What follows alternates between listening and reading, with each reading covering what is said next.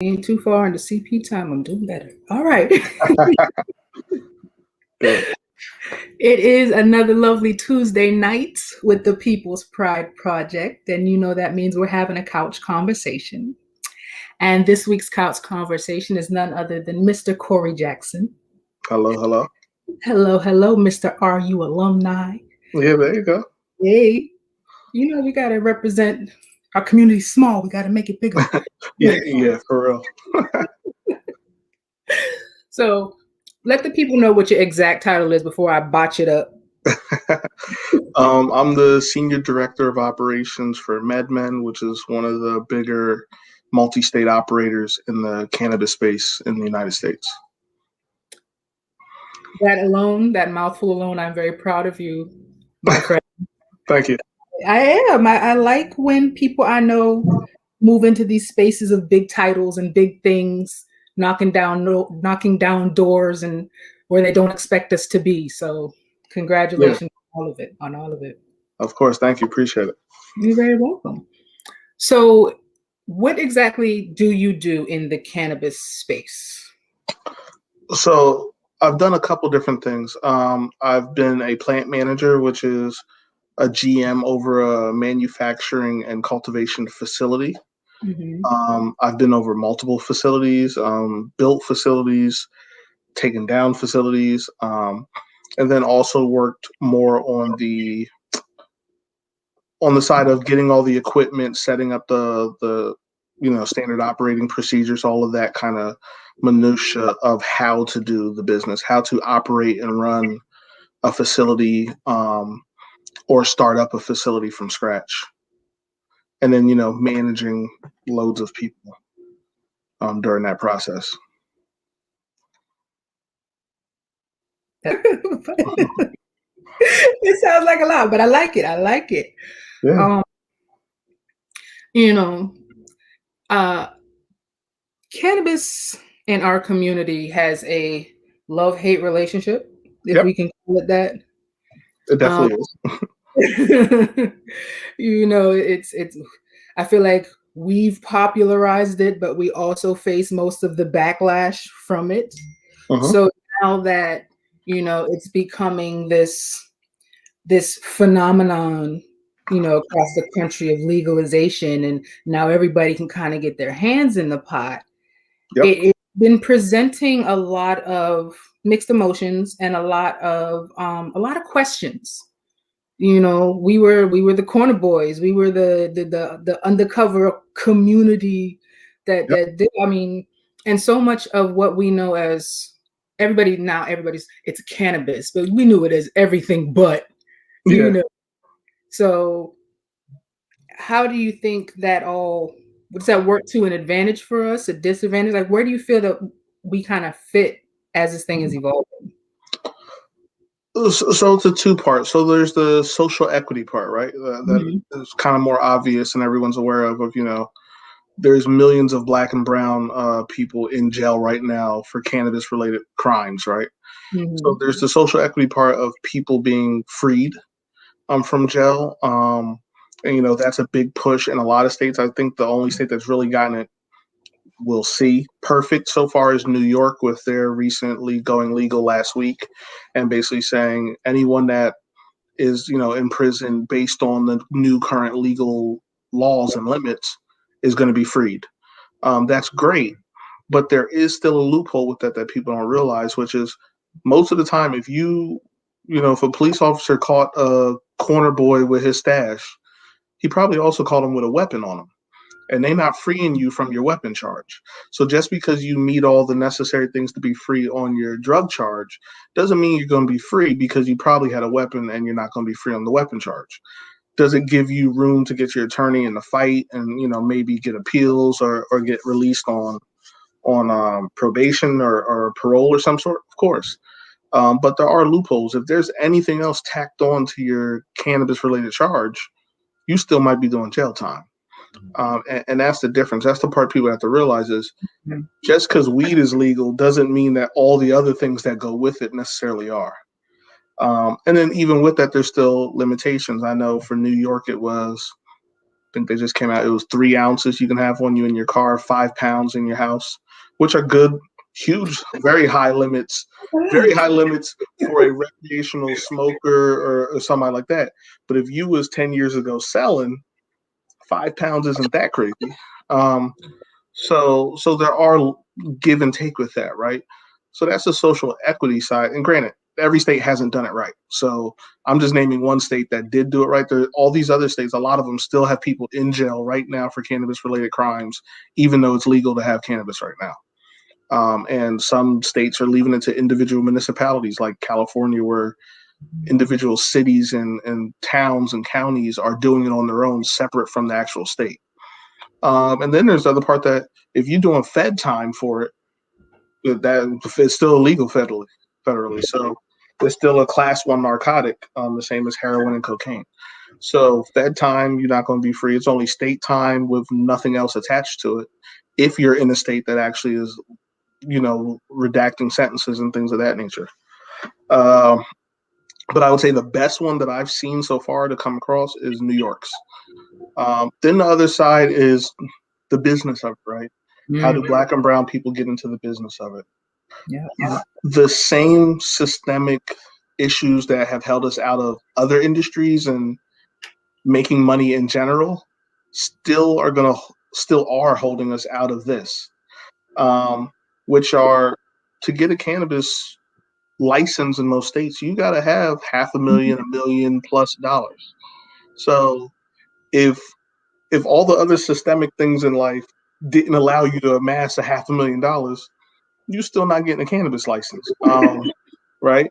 Or if you don't have all the application process is crazy. The amount of people you have to have your board of governors when you fill out for, if your board of governors don't have some names that are moving and shaking and doing some real things, you're probably not getting that application through. And then there's competition, right? You're not the only one putting in for it.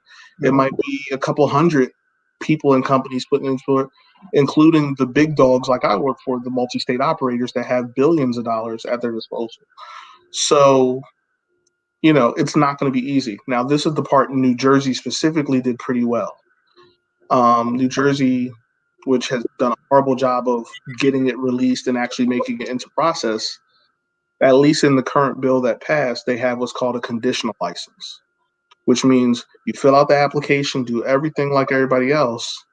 But if you don't have 100% of the stuff that you need, like the money, or if you're trying to do a dispensary, the actual location paid for already, you can get what's called a conditional license, where you basically get a license. They give you a couple months or whatever. I think it's 90 or 120 days, I forget. And then you have time to get your stuff in order to keep that license. So that's really where, people that don't have millions of dollars in their bank account can find their way in, is putting in for some of these conditional licenses, getting approved. And if you manage to get a license, the money will come. There's no doubt about that. There's too much money in the industry for someone to not help you in that regard if you get a license. The hard part is actually getting the license. So, it's the same stuff as anything else. The same way it costs a whole bunch of money to get a liquor license in certain towns, it's no different for a cannabis license. So the last part is there's a whole bunch of what we call third-party companies that you can get your foot into the door that nobody ever talks about. So, for example, janitorial companies. If I'm running, so I think of it like myself when I'm running one of these facilities. I've got this 100,000 square foot grow facility. I'm growing thousands and thousands of plants. I got hundreds of employees and all this stuff. I don't want to have to worry about the janitorial.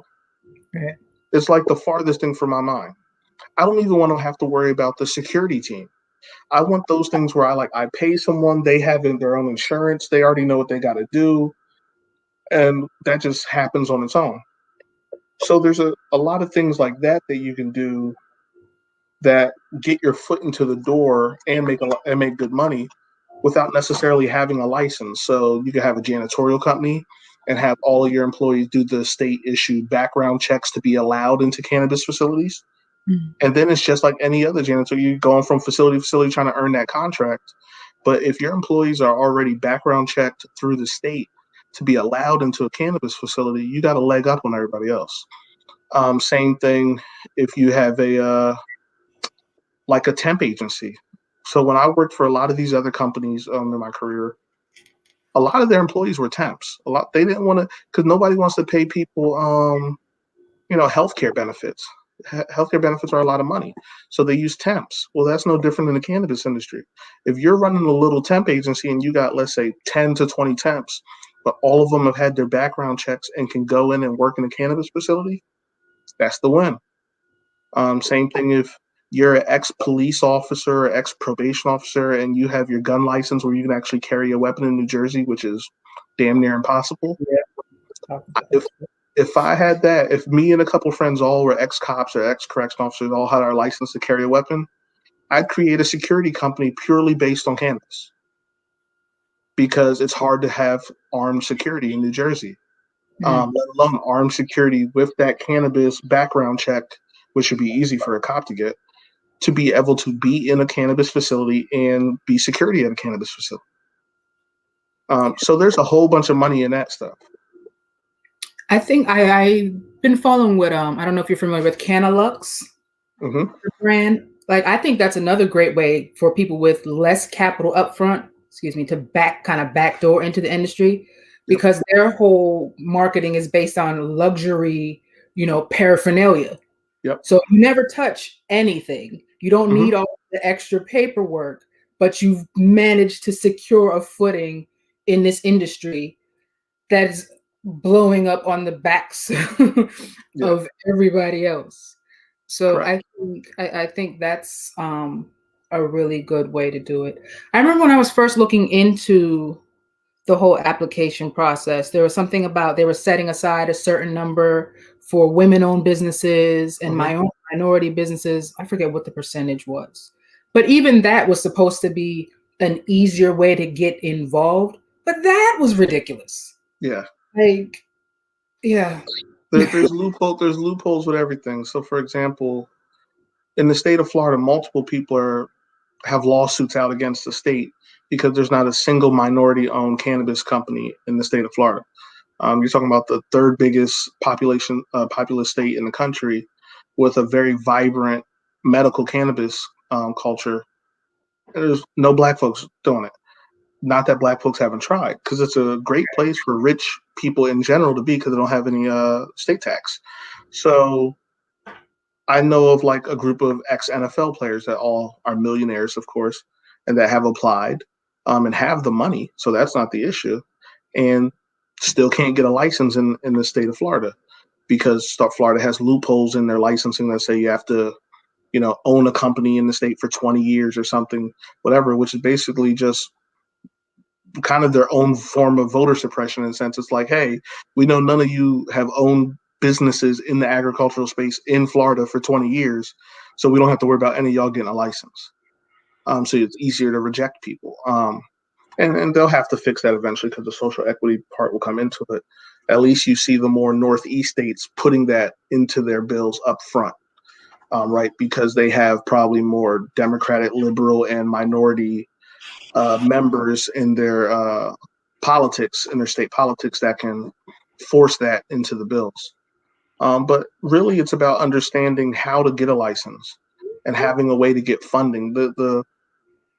I think the biggest misconception that a lot of Black and brown folks have is that, one, that it's easy to get a license or to start a business in cannabis, and two, that you don't need a lot of funding.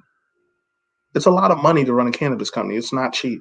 A retail store, you need minimum of probably $1 million just to start. If you're trying to do a grow or a manufacturing, you might need 10 to 20 million. Wow. That's just the equipment alone is going to cost you that much before you even do anything else. But some of these smaller, kind of less pretty licenses that are out there are really the way to go. There's distribution licenses, there's wholesale licenses. Those are other licenses where you don't need that much money. Delivery licenses, like in New Jersey has 6 different licenses. Cultivation and retail are just 2 of them. So there's a whole bunch of different ways to get into the industry without being the one that's growing it or being the one that's necessarily, selling it. And there's good money in all of Um, Considering you know so much about the different loopholes and the legislation and things that are happening as this rollout happens, do you feel like there's still intentional roadblocks being put up for specific communities? Like the whole fact that it's called marijuana versus cannabis is based on Yeah. racial stigma. The fact that Mhm. they put it as, the drug of the jazz age to keep the good Caucasians afraid of it. Yeah. You know. Coming from Mexico, which is why it's called Mhm. Juana. Yeah. Right. Yeah. So do you, even in the changes, do you still kind of feel that tension, like it's intentional that these restrictions are being placed? So yes and no. There are restrictions in it that make sure that the industry doesn't fail. Um, those same kind of road things that they put in there, though, can easily, very easily, become roadblocks for black and brown people if they already haven't been afforded the luxuries that the American dream is supposed to give them, right? So if Mhm. the American dream hasn't already made you wealthy or already made you very highly connected with the right people, guess what? Getting a major cannabis license isn't for you. It's not that the license itself is so crazy.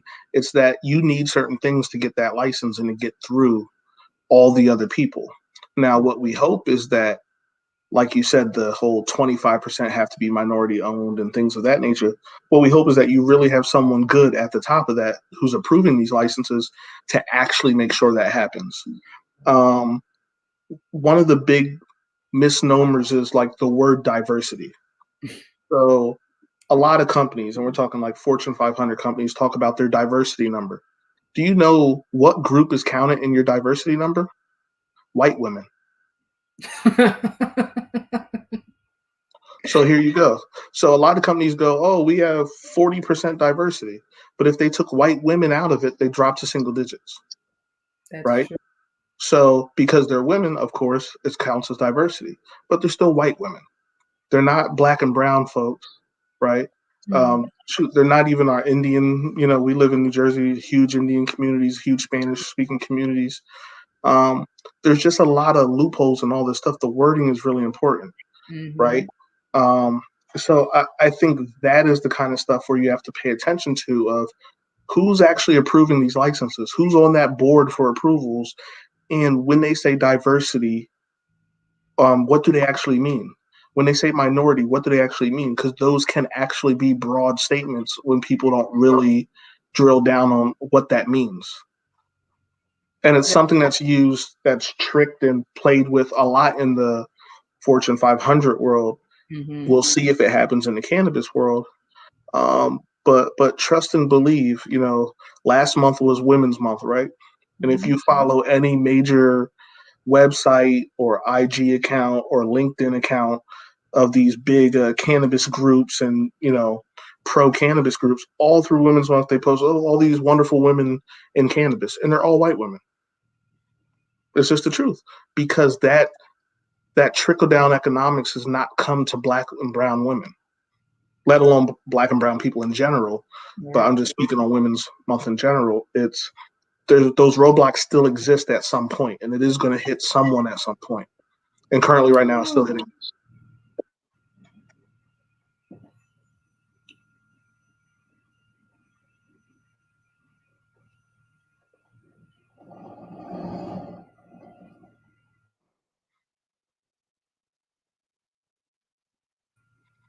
You got me? Did I lose you? No, I'm still here. No.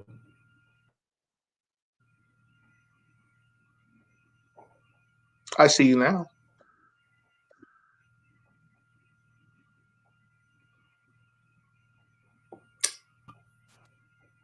Oh, come on now. You lost me. No, yeah, you froze for a second, but we're good. We're good. And hey, Renee, I see you, Renee. Yeah.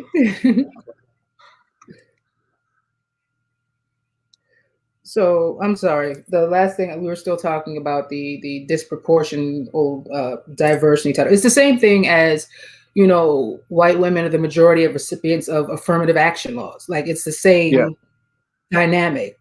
So I definitely understand what you're saying. And it's not that it's a slippery slope. It is really a way to play with the numbers to hold it up and kind of like, look, we're doing exactly what you're asking. It's like, but no, you're not. You're yeah. not at all. So I Um, get that. yeah, so we just have to be specific. When we say certain terms, diversity, minority, like you mean black and brown folks, um, Hmm. because we're the ones disproportionately marginalized by the whole cannabis infrastructure over the past multiple decades, right? Um, Not white women, not women in general, not our Asian brothers and sisters, it's black and brown folks, period. Um, so those are things that have to be like made really clear when you start getting into, oh, the state's going to give this percentage of licenses to people. Then there's also the nuance with that is that, does that mean that just the CEO is black? You Mm, know, is it, a bunch of doctors or whoever that have money, they make a company and then they sit a black person as their CEO and now they're a diversity company? And then the real people that are out here, on the streets aren't actually getting the licenses. it's corporate Um, blackness. yeah, and it happens. It's a reason why I don't, as a person that's in the executive level of cannabis and across the country, I don't see many people that look like myself, Hmm. right?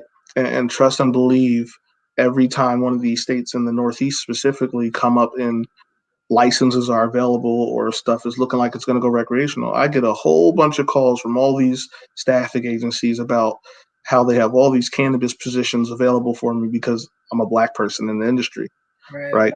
Um, so it's important to understand that too, that, even once you get there, you have to pull other people up. That's why I do podcasts and things like this, and speak with different group forums, Hmm.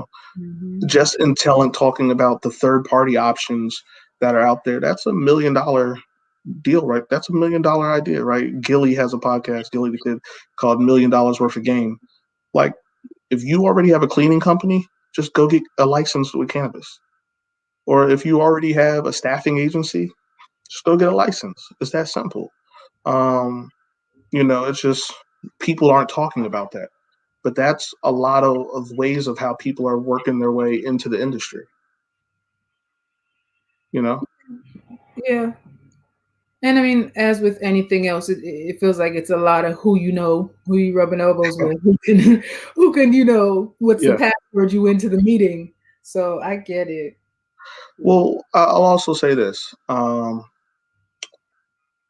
been in double digit amount of facilities across the country in many different states for different companies. The biggest sector I don't see black and brown folks in is the cultivation group, right? We had the great migration in the 1900s where all the black folks from the South moved up to the cities in the North, right? And Mhm. with that, we lost all our abilities to know how to do agriculture and the farm. And it shows because when you have this new industry based on cultivation, there's no black folks in it. It's just a reality, and there's just a huge miss there where, you go into all these facilities and none of the people growing the weed are black. It's just that simple. I haven't, I think in my whole career in cannabis, and all the facilities I've been in, I've met one black head of cultivation, across the whole country. And that was in Florida in the South, where, you still do have some blacks, in the cultivation space, but there's none. Um, so, there's just a huge miss there. I would push anyone, especially if you're, younger, you don't have, all the responsibilities of life yet. Go start as a level one cultivation person and work your way up. Mhm. Cannabis industry is young. It's not hard to work yourself up. If you got 3 years, 4 years of experience in cannabis, you're like an old head already. For real. I mean, going back to what you just said as far as the cultivation and agriculture, especially since what part of this project is about is getting people back into the land and, remembering how to really do what we came up doing. Do you think it's more so that we just don't, I can't say that we don't know how to grow stuff because that's what we do, but Yep. is it more so we've always been so hindered and restricted as to what we're allowed to participate in. So I Yes. think it's more part of the disconnect. Like it's very much been a, this is our industry. Y'all aren't allowed to touch it. Even if you know how to grow it, we're not going to let you get your hands involved. Yeah. It's some of that. It's also level of like, are you willing to take the level one job, right? Mm. Um, that my grandmom used to have a saying that you got to eat crow first, right? Mm-hmm. Before we start putting chicken and turkey on the table, you got to eat some crow. Mm-hmm. Um, and I have a lot of young people that come up to me and go, "How do I start my own dispensary?" And it's like, "Well, what do you know about running a business?" That's true. So get in there however you can. I don't care if you come in as the janitor or just a tech one cultivation person or just a bud tender at a dispensary. Get Mm-hmm. your foot in the door, right? And then the other part is people don't realize there are cannabis cultivation related degrees out there. Mm-hmm. I forget which SUNY school, SUNY, School University of New York, State University of New York. There's like 20 of them. One of them has I believe, an associate's degree in Mm-hmm. specifically cannabis cultivation. There are a lot of schools that are now making degree programs around cannabis. So that's a leg up, right? Get that degree, be 21.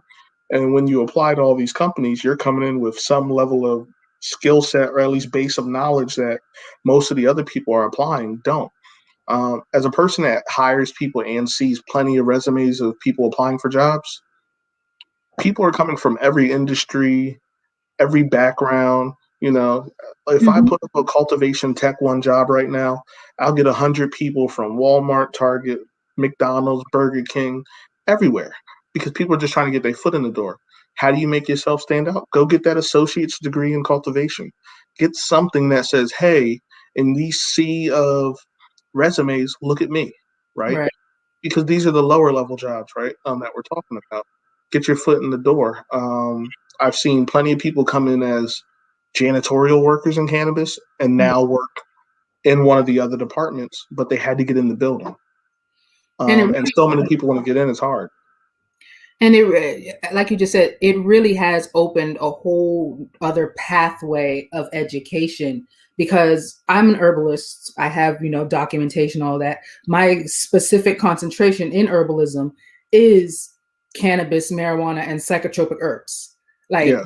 there's there's programs out there for that because I came in more with the healing aspect Yep. and I was able to combine that with my culinary background. Yeah. So it sounds like me, you need to work in one of my edible kitchens or you need to be in R&D designing new products. Ask Like about me. but that's the part people don't get is that cannabis is a big industry and all the different parts of it you see steal from things that already exist. Mm-hmm. So, for example, all your edibles is no different than every other food industry that you work in. So, Mm-hmm. in a lot of states, the places where we make the edibles at, the gummies and all that kind of stuff, is legitimately a commercial kitchen. The same rules that the state has for commercial kitchens to make all these different products that you see in the store is the same rules that cannabis has. Same thing for the cultivation. Some of the people that come in and work in our cultivation facilities come from farms that made other crops, tomato crops, and they come from all these other crops, and they say, "Hey, I want to work in cannabis. I have a background working in crops." And some people are actually even landscapers. We have, but then there's other stuff. If you work in nutraceutical or pharmaceutical facility or a cosmetics facility, Mm-hmm. like this is New Jersey. New Jersey has 3 facilities for L'Oreal alone. I know I used to work for L'Oreal. L'Oreal has 3 different facilities in New Jersey. New Jersey is one of the pharmaceutical capitals of the whole country. Yeah. So all these people that work in these places easily could get a job working in a manufacturing facility for cannabis because it's all the same equipment. It's the same mentality to make the products. You turn a plant into oil and then you put oil into something, whether it's a Mm-hmm. tincture, a gel capsule, a soft gel, a tablet, a vape pen, a cartridge. That's just manufacturing equipment. It's no different than any other thing in those industries. The same way you see all these CBD bombs and CBD lotions, How is that any different than the lotion made at L'Oreal and Procter and Gamble and all these other places? It's the same stuff, but people don't realize they don't equate it to Yep. cannabis. Yep. And it's not even L'Oreal, the stuff you can make it in your house. Mhm. Like you could start in your house. It's just basic, it's very basic skill set. And you're right, it really is transferable across a wide scope. And I think we get so narrow-minded as Mhm. far as what the industry of cannabis is and what it's expected to be. And it's like, no, number one, it's a plant that grows out of the ground. Of If course. you get to the base of it, it's something that grows out of the ground. So you can maneuver it and manipulate it just like you would rosemary or anything else that grows out of the ground. Of course. So once you start saying, okay, so how can I make that work for me? It opens up so many different avenues to play with and really integrate, and especially integrating skills that a lot of us are taking for granted that we already have. Yep. So here's something for anyone. One of the even if you don't have the skill set to do any of these jobs, doesn't mean you can't get into cannabis. The There is something about brand recognition, right? So any Mhm. person, anything can be a brand. So make a brand and design packaging, design it all out. Come up with the story, the website, the way Mhm. the product's going to look, the way it's going to taste, smell, the brand itself. Design it out to the fullest scope, and then make a mock-up of it just using CBD, because CBD is 100% legal. You can get hemp CBD at the corner store, but Mhm. make the full product, like you said, at home in your kitchen, however you got to do it, and just use CBD. Get your formula right, mess with your flavors and stuff, and get exactly what you want. And then shop it to all these cannabis companies as a co-man deal, which means co-manufacturing deal. So, for example, anytime you see any celebrity, athlete, rapper with their own cannabis brand, they are Mhm. not making that shit. Period. Right? So 2 Chainz, everybody knows 2 Chainz, right? Mhm. 2 Chainz is born and raised 100% in Atlanta, Georgia. But he has a cannabis brand called Gas that exclusively sells in California. Now, do you think 2 Chainz is in California making product and running that? No. He is a co-manufacturing deal. Some company got him to make a brand, and now they put his face on that brand, and he's a part owner of the brand, and then they hired someone else to go make that brand. It's no different than Jim Jones has a brand called Saucy. Paul Pierce is part of a brand. Matt Barnes, post NBA player, is part of a brand. All these celebrities are part of these cannabis brands, and half of them have nothing to do with the actual industry. They're part owners of a brand, and some other company is making that brand in every individual state. You It's know, all white I essentially. Yeah, make a brand, come up with a story, come up with a website, come up with some fly packaging, and then get somebody else to make it and take your cut. See, my brain is burning, right? I'm like, I got all that.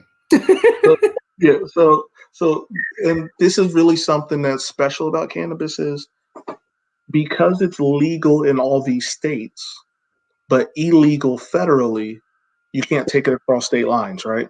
Mhm. Which means that every state is its own microcosm of business. So, for example, the biggest cannabis industry in the world is California. California as a state makes more money than in cannabis than whole other countries, right? It's the biggest cannabis market in the world. So let's say I start this big cannabis brand in California. We're making millions of dollars. We're doing big things. But now I heard New Jersey and New York are about to go legal with rec. I got to get my brand in those states. Mm. It doesn't mean I go move to New Jersey and New York. No, it means I call up all the companies that make cannabis already, cannabis products in those states, and do a co-man deal with them to make my product in that state. Mhm. So when you go from state to state, seeing these same brands in all these states, unless they're actually one of the big cannabis companies, if they're just a brand, they're paying someone else to make that product in that state. And that's something that anybody can do, you know? So you got 500,000 followers on Instagram or whatever on Instagram. Come up with a brand, put your face to it, sell it.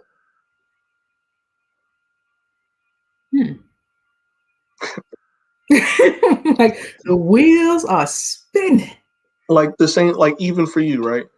You have this herbalist background and the documentation to match, right? And you have the look, right? You have the locks flowing, right? So you got the look, you got the documentation, and you got the story, right? And you're building a brand with this platform alone. So you build your own brand where people can go, I know who that is. I've watched that show. Oh, look, she has the degrees and the stuff in the background. She really knows her shit. I want to buy her stuff. And then you pay someone, and then you have someone make it for you and sell it in their stores, and you take your cut. And then you go from state to state doing that. And that's the part people don't realize. You don't have to be the one with the actual license. Okay, so even in that example, now I'm asking questions for my personal self since we're talking about it. Like where does it go from idea to implementation? Because a lot of us are like, yeah, I can do this, I got it. Da, da, da. Where do you go with it? Who do you talk to? How do you even start the process? So for a co-man deal like that, it might be a matter of having some seed money to pay for everything up front because your brand, if you haven't sold it yet, no one's going to put their money on the line for you, right? So you might have to go spend $10,000 in packaging supplies and another $10,000 in this and that and marketing and all that stuff, and then work out a probably less favorable deal with somebody to make your product for you the first time. Mm-hmm. But once you have sales data and profit margins to back what you're doing, then somebody big will probably invest in you. It's no different than watching Shark, right? Everyone watches that show Shark, right? The people on Shark, they make a brand, they make a business, they do it to the biggest level they can do as a person by themselves or family. And then they bring it to a bunch of rich folks and say, invest with me so I can make it bigger. And that's no different than this. You make a brand, you spend the money that you and work and do whatever you got to do up front to make the brand a reality. And that's why I say a lot of places you could cheat and use CBD to do that because you can sell CBD anywhere and it's easy to get. And then once you build it up, then you get somebody to back you. Or you get a co-manufacturing deal from one of these other multi-state operators so that you can sell it in multiple states.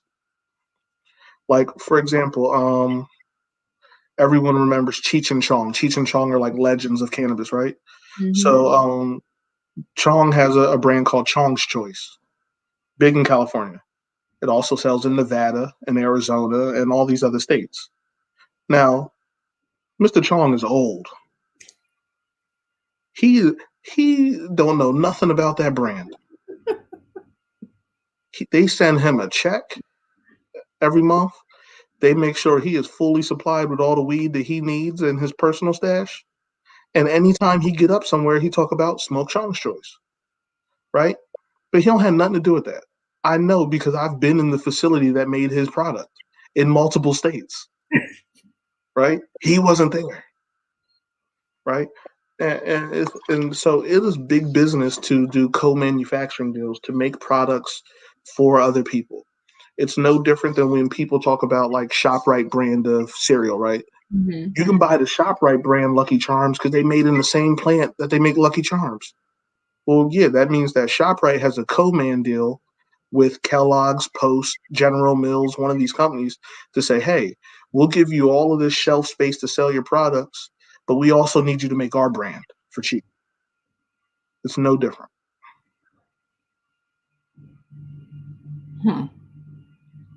So I'm trying to find the directory, the phone numbers. I'm like, who I got to knock? What doors do I have to knock on? Yeah.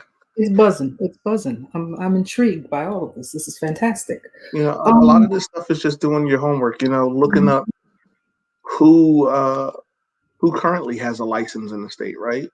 And after you get past all the big name cannabis companies, there's going to be some mom and pops in there that just happen to get lucky and get a license early on. And that's who you go to and say, hey, I want to do a co-manufacturing deal with you.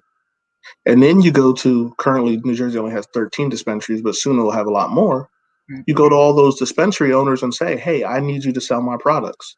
And you come up with that whatever profit margin. For the reality is the first time you do it, it might not be profitable. It might just be getting your foot in the door. You got to eat some crow. And but that's how you build your brand.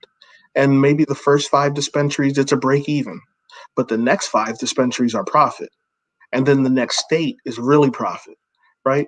And then because you got all this data and info and profit margins and all the stuff I'm talking about, then you actually apply and get a damn license in the state because you have all the things that we were talking about at the beginning to actually be able to get a license.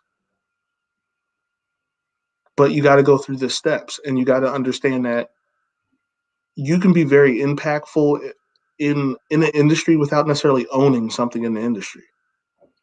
You just got to get your cut out of it. And I think I'm happy. I support anybody that wants to own something. Never knocking an entrepreneur in that regard. But you don't have to. And I think a lot of people go, Corey, how can I own this? And I go, well, you could do this and this and that. Oh, that sounds like hard or you need a lot of money. Yeah, well, who said you had to own it? Build something. Build Start. something so that you can own it. Mm-hmm. I don't even because usually I'm kind of okay. I thank you for this because so many people. I have my own little corner of what I do. Of course. And so many people ask me these sorts of questions. And yeah, I know what I know, but this conversation in and of itself has been invaluable. I know people that were actually looking forward to when you were going to come on because you would have answers that I'm like, look, I don't know, but I have this friend that's going to talk about it. So Yeah. maybe you'll know something. So even being able to have these sorts of conversations in without the gatekeepers, without the trying, you know what I mean? Yeah.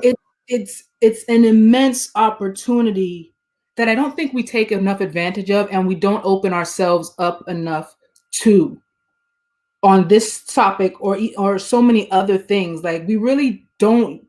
I hate the word or to talk about using people because that's not what I'm about. But we don't use ourselves or our connections enough within our communities to really pass on the knowledge that we need or to figure out how to really move on to the next steps. Like, I appreciate. Thank you. My main thing is I would say to anyone that's really interested in cannabis is there are black and brown people in it, first of all, like myself, even here in New Jersey, like myself. Um, but you have to do your homework. It's not a snake. It's not going to bite you. You got to go search for it, right? Um, you know, Even though, granted, all these political people wrote the bills and stuff, senators and all these different people, they don't write bills. Their aides and assistants write them up. They approve bills.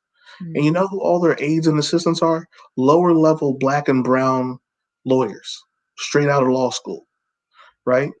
Um, if you go to any, a law firm right now, most law firms now are making their cannabis division, Mm-hmm. right? And you're going to see some lawyers on there, black and brown, or lobbyists like that. I know a couple. I'm not going to say their names because they didn't give me the permission to do that. But some of the people that are secretly moving and shaking in the cannabis industry, maybe not owning a retail location or owning a business, are getting a cut out of it. So I know some people that were aides to the senators and House people and all that helped write the bill. Um, and then they've switched from politics to the more public sector so they can get their cut of it, right? Mm-hmm. But there's different ways to get in. And that's the part people don't realize. Like, for example, if you own a storefront, you should be trying to get whoever you have, that's leasing from your storefront, get them out of their lease so you can sell it to somebody for a dispensary. When New Jersey in about 4 months decides how they're going to do their licensing, and then you're going to have hundreds of people apply for licenses in the state. And let's say they already said they needed probably about 30 more dispensaries in the state to start. That's 30 people that need a storefront. And if you own one and already have canoodled and talked to the right people in the township that you know you're already pre-approved to be a cannabis location, that's worth money. So, like, we have cities like Newark where, prominent black men are mayors, like Raz Baraka, who's super pro cannabis and super pro black. And if you had a storefront somewhere in Newark and had already worked with Raz Baraka's office or something and made sure that, hey, I'm pre approved to be a cannabis retail location. Now you just got to wait for the people to get the licenses, and then you just say, whoo hoo, Right. I got it. I'm here. Right. Right. Um, So there's opportunities like that. Or, like I said, they have delivery licenses and they have distribution licenses. I'd be go getting one of those white painter vans, Mm-hmm. the vans you see carpenters and different people have. And I'd pay the extra $20,000, $30,000 to get it fully security reinforced, get it armored, get the cameras in it, get the vault cage put in it, because Mm-hmm. that's exactly what you need to do cannabis distribution in like almost every state. Mm. Right? So like in order for somebody grows the weed, they make it into a product, that weed still got to get to the store. Right. And you can't just throw it in the back of your Honda. It's got you know what I mean? It's got to go into a vault. It's got to be in a secure vehicles that has cameras, and it's got to go from point A to point B, know how to do the manifest and all that kind of stuff. Well, there's a cannabis license for that called distribution, Mm. and it only might cost $80 to $100,000 to get the van, reinforce it, and make it into the appropriate things to legally be able to do that. So instead of talking $1 million to start a dispensary, now we're talking 100 grand, Right. right? And because everybody and their mama going for those dispensary licenses and the cultivation licenses, it'd probably be a lot less competition for that distribution license. That's very true. And And that's an easy license to get that conditional license for. So, you know, and things like that are great for people that don't want to get their hands dirty. Like some people like want to get into the industry, but they're like, I don't like weed. I just want the oh yeah, money. So there's avenues for everybody. I find for me, because like I said, I'm coming through the culinary aspect, I've hit a lot of roadblocks because that's something that they're not really worked out yet. yeah, So as far as getting, kitchen access outside of my, or even just renting kitchen space, once you say, oh, you're working with cannabis, you're like, oh no, we can't do that. You know. So I feel like certain aspects still haven't really been flushed out yet. yeah. So a lot of states, when they pass their bills, in that writing, they give themselves an allotted amount of time to figure their shit out. Mm-hmm. And that's the part people don't read. Excuse me. So, for example, New York went legal. Everybody, yeah, they're legal. Oh my God, they did it great. They didn't read the part where it said they have 18 months to figure out how they're going to do it. Mm-hmm. So, yeah, they went legal last week. In reality, you might not be able to buy weed in New York legally for another 18 months, right? And same thing in New Jersey. They gave themselves 6 months to figure out the licenses. They gave every municipality, I think, 90 days to decide if they were going to allow it or not in their town. But they give themselves time. That also gives you time to figure out how you're going to do it. So, like, for example, like if you were making a brand, I would tell you to study Carol's Daughter, the hair brand, right? You have whoever Carol's daughter is, I forget her name, but she makes a hair care brand in her own house because all of the big box cosmetics companies don't actually work for black folk half the time. Mm-hmm.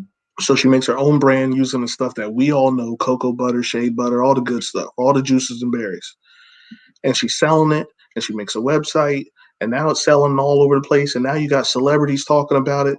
And what happens? Procter and Gamble gobbled that right up Mm-hmm. and gave her a whole lot of money for it.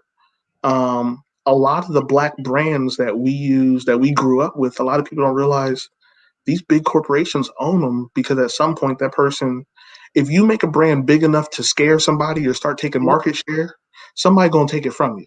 Mm-hmm. Doesn't mean you ain't gonna be rich, but somebody gonna take it from you. So like I grew up using it used to be a little pomade jar called Sport and Waves. Everybody used to you rub it, put it in your hair, put your do-rag on Sport and Waves. Sport and Waves is owned by L'Oreal Mm-hmm.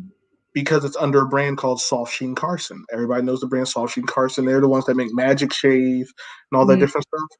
Well, it was two brands. One was called Carson, one was called Soft Sheen. L'Oreal bought them both, made one company, Soft Sheen Carson.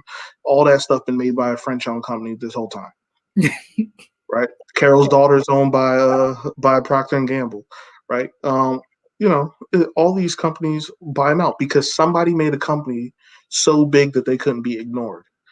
And that's what people need to do when they start thinking about cannabis brands. Make a cannabis brand, get it out there, do what you got to do, and somebody gonna buy it from you, right? And it's the same thing with licenses. If you get a license in cannabis, and just do a little bit, the bare minimum, right?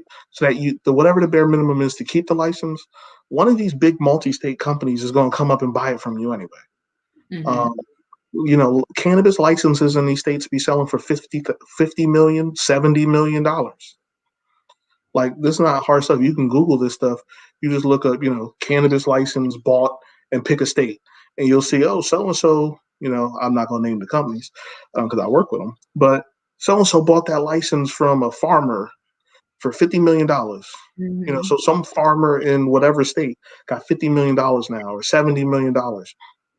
That's how it goes. It's a commodity it's a controlled commodity, meaning everyone can't have one. So if Right. you manage to get one, someone's going to pay for it. Right. That's the way they maneuver liquor licenses for regular restaurants. Because, like, when I was looking to open my restaurant pre-cannabis, Mm-hmm. what, even selling property, sometimes the property came with the liquor license. Sometimes they Yep. want to charge you X amount for the building and then another 1 point whatever for the Yep. license. What that? You could get a license for 50 grand on one side, and then people was going nuts. So it It's a supply and demand, right? yes. So, like, for example, I'm born and raised in Willingboro, New Jersey. Willingboro is like 90% black. A lot of people don't know Willingboro is a dry town. There's not a single liquor license in the town. It's a whole lot of restaurants and liquor stores around Willingboro, but none of them are actually in Willingboro. If Willingboro granted one liquor license tomorrow, it could probably sell for $2 or $3 million because it'd be the only liquor license in a town full of people that buy liquor, right? And it's just the reality. That's why every town around Willingboro has a bunch of liquor stores and restaurants that sell alcohol around them. So it's no different than when you go up to Montclair and they have all those fly restaurants and none of them have a liquor license. They all are BYOB, right? Mhm. Because liquor licenses cost money, and it's really easy to have a license to do BYOB. So, for example, I would be looking into, like, in your world, I would be looking into getting an event space and having a BYOB cannabis bar. Because you see cigar bars like that. There's one around the corner from where I live, where you bring they have cigars, but you bring your own bottle, and they create the ambiance and the environment, the vibe, and you show up with your stuff with your buddies, meet people, hang out, and it's kind of like a little club, but you brought your own stuff, which actually saves you money because you don't got to pay the markup at the bar. You could, if New Jersey allows legally for people to have like cannabis smoking establishments, I'd be Mhm. looking at that because that's easy, right? You could get a space in Newark, Camden, Trenton, any of these towns, especially the ones that are pro cannabis. You set up the vibe because we all know the black and brown people. We are the vibe. We make the vibe, right? We make the cool. So you buy the place, you make the vibe, and then you tell people to come smoke in it, and you charge them an overhead, and you charge $5 for a can of soda or a bottle of water, right? But you charge your overhead, and that's the vibe. Everybody come in, you smoke, you're in peace. You ain't got to worry about the cops running down on you.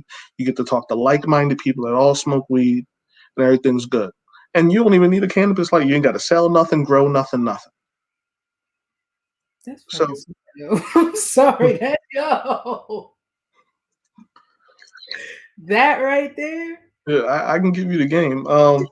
It's just that the same way we think out of the box when it comes to things that are in our wheelhouse, music, fashion. All right. Shoot, I used to be a party promoter. You up there trying to figure out how to do the next fly party.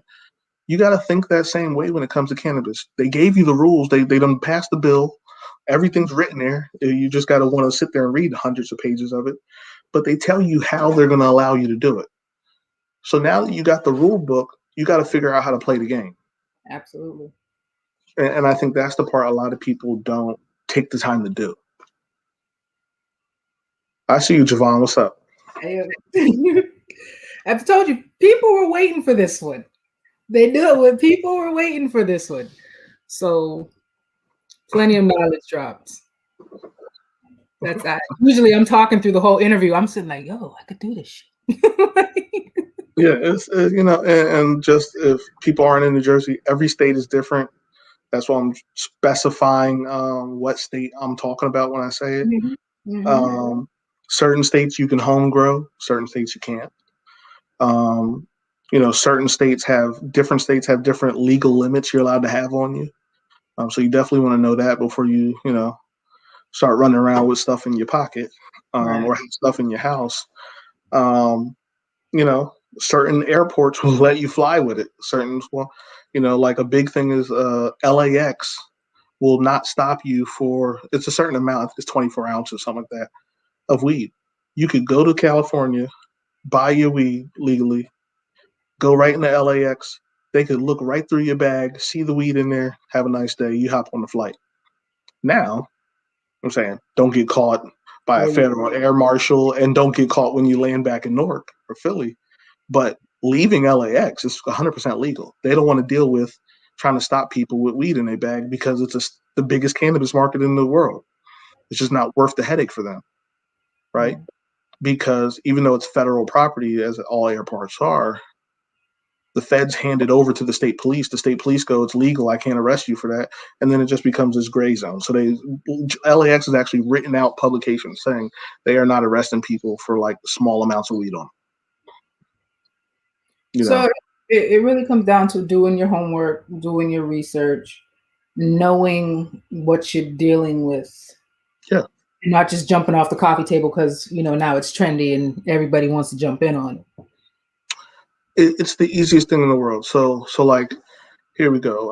I'm gonna develop a cannabis brand for you in 2 minutes because it's literally Google, right? So we're gonna do it the legal way. So you're gonna go to the store, you're gonna buy CBD, but you're gonna spend the extra money to get pure CBD, not mixed with a whole bunch of shit, right? Or you're gonna buy now they have the CBD pre rolls, the hemp pre rolls. So you could buy that and make hash out of it, but you're gonna get hemp and you're gonna get your CBD from there, right? Then you're gonna go home, you're gonna melt it down in butter, right? And then you're gonna make a can of butter, basically, right? Then you can Google weed molds, and literally there's a company called Vector Molds. I'm on their Google right now as we talk, and they sell all these different little molds, just same as like an ice tray, with that Mhm. are in different shaped like weed leaves, shaped with cannabis, all types of stuff on it. You're gonna get a Jello packet. You're gonna mix that can of butter into that Jello packet. Now you got weed Jello. You're gonna pour that hot Jello into those molds, and now you got weed gummies. Right? You're gonna go online, Google pharmaceutical bottles. You're gonna buy a bottle, buy 100 bottles, and now you can bottle it. And it's easy. You could Google custom labels, bottle labels. Shoot, you can Google custom bags. You know the little bags like all your gummies come in. Mhm. There's 1,000 companies online that will make you custom bags. You call them up, tell them your order quantity, tell them what size bag you need. You email them your logo and what you want on it. Boom, you take those gummies we just made out of Jello, put them in that bag, seal it. Boom, you got a cannabis product. It's that simple. That's how you make a brand. And Mhm. then you come up with the backstory, the website, and all that stuff. Everybody know you go on Wix or one of these companies, make a website. Now you got a brand. Now you just got to get somebody to believe in it and sell it in a store. But that's it. It's not hard. It's just you got to do the work. Right. So I see Well, you thinking. man, listen. Should have had this conversation a while ago. I got all that shit off. But but we are coming up on our 1 hour. I only hold people hostage for 1 hour. All right. Is there anything, quick rundown, bullet points, whatever you want people to absolutely know before you leave this here couch conversation? Uh, First of all, if you want to hit me up, you feel free to do so. If you already have my Instagram or my number or whatever, hit me up. Otherwise, you could look me up on LinkedIn, Corey Jackson. I work for MedMen, like I said. Um, I don't mix my work and personal life. That's why I'm not just going to give out my IG and all that. Because I do this, as a job. Um, the last part is there are plenty of jobs, regardless of what field you currently work in. I'm telling you, there are thousands of jobs in cannabis doing the same thing. So you just got to go out there and look. You got to hit up Google search, you know, um, job search on headhunter companies that deal in cannabis, and they'll find the jobs for you. It's really not hard to put your name out there or look up jobs in the cannabis. New Jersey is basically owned by Curaleaf. Curaleaf has the biggest grow in the state. There's a lot of big companies in the state, but Curaleaf has the biggest one, which means they got the most jobs. Um, but I don't care what industry you work in, there's an equivalent to it in cannabis. You just got to figure out what that is. I'm happy to help anyone that's trying to figure that out. Like we just figured out, you work in R&D or in test kitchens. Um, but yeah, it's there. You just got to do the work. And that, sir, is how we end the couch conversation. I cannot Wonderful. thank you enough for coming through, for educating all of us. You see, I'm sitting here dumbfounded, having like, yeah, yeah. Not a So problem. I truly appreciate it. Thank you for your time. Thank you for your intelligence. And sir, I will be hitting you up. It's all good. Thank you. Thank you. So enjoy your night. You as well. Thank you very much. Peace and blessings. Same to you, sir.